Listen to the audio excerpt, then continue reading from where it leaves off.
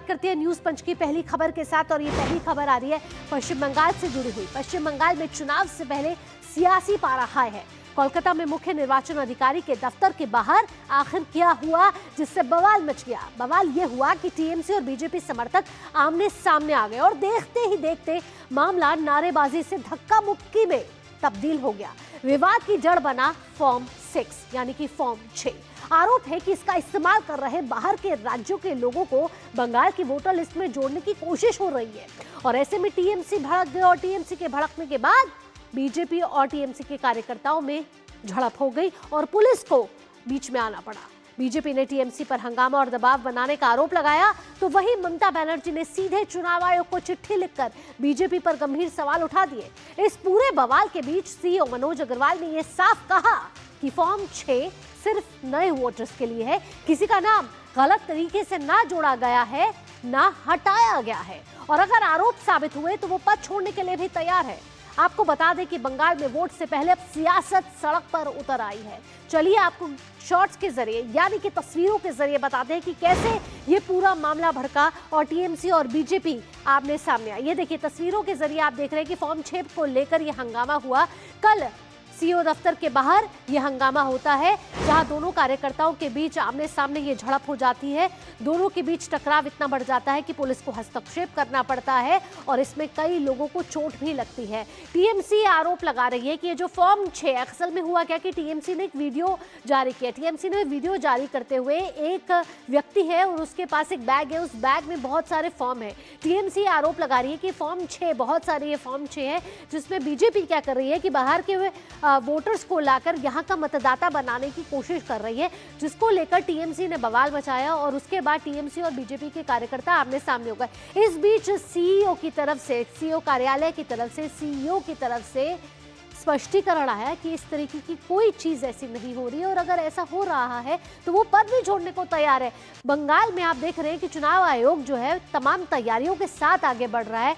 साफ पारदर्शी चुनाव हो इसको लेकर तमाम तैयारियां इस समय की जा रही है और जैसे जैसे चुनाव की तारीख सामने आ रही है, जब बंगाल में 2 चरणों में चुनाव होना है, ऐसे में 2 चरणों में चुनाव होने से पहले अब जो सियासी माहौल है वो गर्माता हुआ नजर आ रहा है।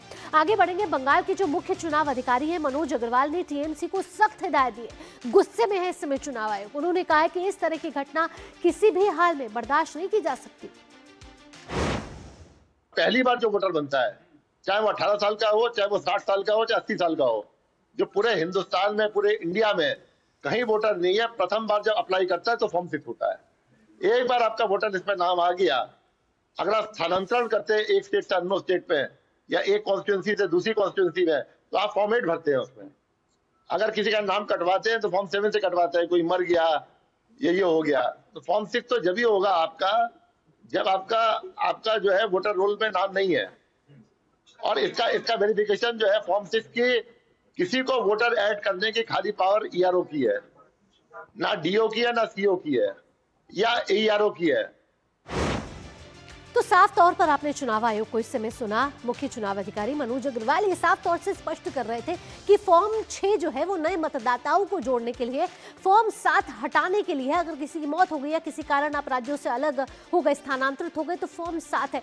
ऐसे में चुनाव आयोग इसमें कुछ नहीं कर सकता। ट्राइब्यूनल का अधिकार है इसके अंदर इस तरीके की कोई भी नई चीज या नए मतदाताओं को जोड़ने का। ये ग्राफिक्स के जरिए आपको बताते हैं कि इलेक्शन कमीशन की टीएमसी को हिदायत और 2 टूक सामने आई है। टीएमसी समर्थकों के विरोध प्रदर्शन पर नाराज है इस समय चुनाव आयोग और सीईओ कार्यालय के बाहर जिस तरीके से कल विरोध प्रदर्शन हुआ और दिखाया गया चुनाव से पहले कि किस तरीके से दोनों तरफ के कार्यकर्ता आमने सामने आ गए, धक्का मुक्की तक बात आ गई और घटना पर आयोग ने ये कड़ी प्रतिक्रिया दी है कि किसी भी हालत में इस तरीके की धक्का मुक्की या इस तरीके का विरोध प्रदर्शन बिल्कुल भी बर्दाश्त नहीं किया जाएगा। वो भी आप सीईओ कार्यालय के बाहर इस तरीके की हरकत कर रहे हैं जहां पुलिस तक को हस्तक्षेप करना पड़ा। बीजेपी ने तो इतना तक कहा डाला कि पुलिस कुछ करने को तैयार नहीं है। यहाँ हमारे साथ हमारे संवाददाता सौरभ जुड़ गए हैं ज्यादा जानकारी के साथ। सौरभ का रुख करेंगे। सौरभ, जब से ये एसआईआर की प्रक्रिया शुरू हुई है, ममता बनर्जी को कहीं ना कहीं नाराजगी रही है और कहीं ना कहीं कोई ना कोई मुद्दे निकालने की कोशिश की जा रही है। अब फॉर्म 6 को लेकर दोनों तरफ के कार्यकर्ता आमने सामने आ गए और चुनावी मुद्दों के इतर इस तरीके की राजनीतिक रंग और सड़कों पर उतर के विरोध प्रदर्शन करना उसको लेकर जो फॉर्म 6 का हक ट्राइब्यूनल के पास है। भावना, देखिए इस पूरे मामले में एक बात सब चर्चे पे है कि अभी चुनाव का प्रचार जोरों शोरों से चल रहा है। वहां पर टीएमसी चुनाव आयोग के बाहर अभी तक बैठे हुए हैं। वो तो उनको तो जनता के बीच जाना चाहिए था और अभिषेक बनर्जी अपना प्रोग्राम कैंसिल करके वापस आ जाते। कहीं ना कहीं जाके ये कहना है असल में जनता के पास जाकर बोलने लायक कुछ है नहीं, इसलिए अभी तक एसआईआर का मुद्दा पकड़ कर रखा है टीएमसी ने। तो कभी बीएलओ का मौत, कभी एसडीडी का लिस्ट, कभी अंडर एडजुडिकेशन और अभी फॉर्म 6। और ये ऐसा एक मुद्दा है जो फॉर्म 6 उन लोगों के लिए है जो पहली बार वोटर हो रहे हैं। तो इसमें बिहार, उत्तर प्रदेश से वोटर कैसे जुड़ेंगे जी। क्योंकि सीओ का कहना है कि अभी जब मॉडल कोड ऑफ कंडक्ट चालू हो गया, वोटर रोल तो फ्रीज था, तो अभी तो अंडर एडजुडिकेशन का मामला चल रहा है। और अंडर एडजुडिकेशन का तो वो तो सुप्रीम कोर्ट आज भी सुनवाई है एसआईआर को लेकर, बंगाल की इशू को लेकर आज भी सुनवाई है, सुनवाई शुरू हो गया शायद अब तक। तो ये जो सारी बातें हैं, इन बातों को लेकर जिस तरह से कल ये घटना घटी, और ये वही टीएमसी के सपोर्टर्स हैं जो 1.5 महीने से भावना चुनाव आयोग के बाहर पंडाल लगाकर बैठे हुए थे। वही पहले बीएलओ को मौत को लेकर किए थे और अभी शोर शराबा कर रहे हैं इस फॉर्म 6 को लेकर। चुनाव आयोग का कहना है। तो सौरभ, यहाँ तो ये साफ हो गया जिस तरीके से आप कह रहे हैं कि ये टीएमसी के वो कार्यकर्ता है जो सीईओ कार्यालय पे 1.5 महीने से बैठे हैं। 1.5 महीने से बाहर बैठने का उनका क्या मकसद है? क्या टीएमसी ने उनको वहां बिठाया है कि कोई भी ऐसी घटना घटे तो बिल्कुल भी मौका मत छोड़िएगा, वहां प्रदर्शन करना शुरू कर दीजिएगा? देखिए, लगता तो यही है कि आप अगर, मैं सीधे तौर पे तो ये कमेंट नहीं कर सकता एज ए रिपोर्टर, लेकिन आप घटनाओं का परंपरा देख लीजिए।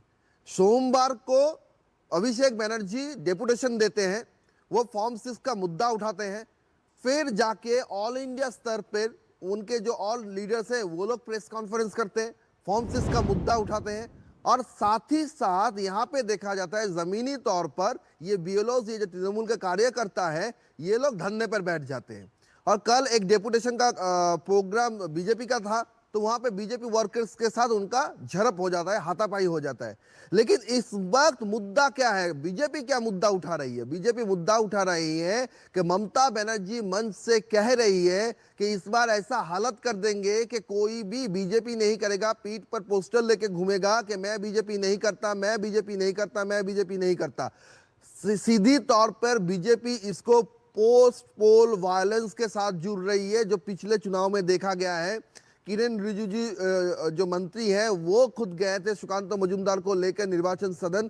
तो इस बार जब मुद्दे को लेकर चुनाव आयोग के पास ये दावा किया जा रहा है बीजेपी के तरफ से कि आप क्यों ममता बनर्जी के खिलाफ मॉडल कोड ऑफ कंडक्ट के तहत कदम नहीं उठाएंगे, सीधे तौर पर मंच से वो कह रहे हैं कि इस बार ऐसा हालत कर देंगे कि कोई बीजेपी नहीं करेगा, पीठ पर पोस्टर लेकर घूमेगा। बिल्कुल, तो चुनाव की तारीख सामने है, बिल्कुल पास है, 2 चरणों में बंगाल में चुनाव होना है। उससे पहले सियासत इस समय पूरी तरीके से गर्माती हुई नजर आ रही है। बीजेपी और टीएमसी आरोप प्रत्यारोप का दौर यहां लगातार गर्म है। यहां चुनाव प्रचार भी जोर पकड़ चुका है क्योंकि चुनाव की तारीख पास है। ऐसे में कोई राजनीतिक पार्टी कोर कसर नहीं छोड़ना चाहती, लेकिन फॉर्म 6 और फॉर्म 7 के बीच जो ये सियासी बवाल एक नया शुरू हो गया, उसमें पश्चिम बंगाल की राजनीति में एक नया मोड़ दे दिया। फिलहाल सौरभ, तमाम जानकारियों के साथ आपका बहुत बहुत धन्यवाद।